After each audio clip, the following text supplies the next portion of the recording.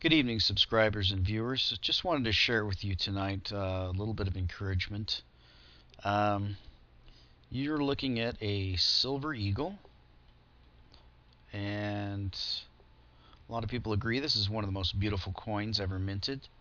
Um, just wanted to share some things and encourage people who may be discouraged about the Crash JP Morgan campaign and how that may not be going as well as they thought.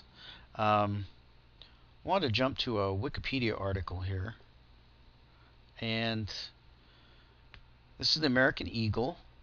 As you can see, down at the bottom gives the mintage.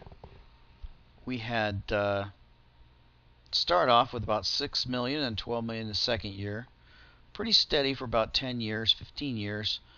Then about 2002 it had a little spike, and then it leveled off. And then 2006 we got 12 million, then 10 million, then 21 million, and 30 million. And this year we've already done 32 million, and we still have December to come, so it could be around 36. It could be even more. So a lot of silver eagles are being minted and bought. Again, this is just a tiny fraction. That number, 32 million, that's one silver eagle. If one in every 10 persons in the United States bought one silver eagle in a year, that's that number. So it's still a tiny number. I wanted to remind you that historically 20% of Americans have owned some type of precious metals. Today that figure is 0.2%. It's 1/100th. So anybody that tells you that we have a bubble in the precious metals is absolutely nuts. We haven't even started this bull market yet. So don't get discouraged. We are increasing, and just tell everybody you know to buy silver. Buy a silver eagle for a kid for Christmas. It's a really good idea. One of the suggestions I had is give a kid a silver eagle for Christmas and tell him, now, I don't want you to sell this until you can get a bike for it. What that's going to do is it's going to make him think about what it's worth, and it's going to make him follow the price of silver. So something like that. Just get people interested. Now I want to jump over to Jason Hommel. He jumped on the Crash JP Morgan buy silver bandwagon, and just wanted to read something to you that he wrote here just to get you encouraged. As silver returns to use as money, producers will keep what they earn. Most government parasites and all their associates will either starve or learn to become producers themselves. Bankers maintain control through illusion and deception.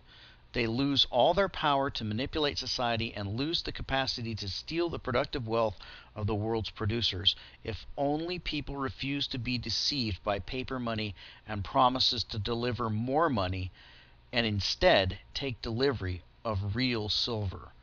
Why it can work. There is very little silver in the real world because it has been consumed since the world began using electric things since the end of World War II. Silver is the Achilles heel, the weakest link of the financial world. Silver is the most manipulated market in history.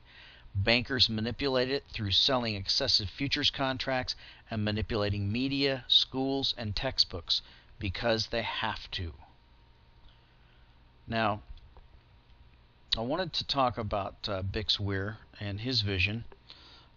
This is what Bix thinks is going to happen.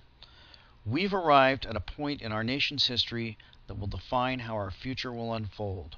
There are only two roads left to take.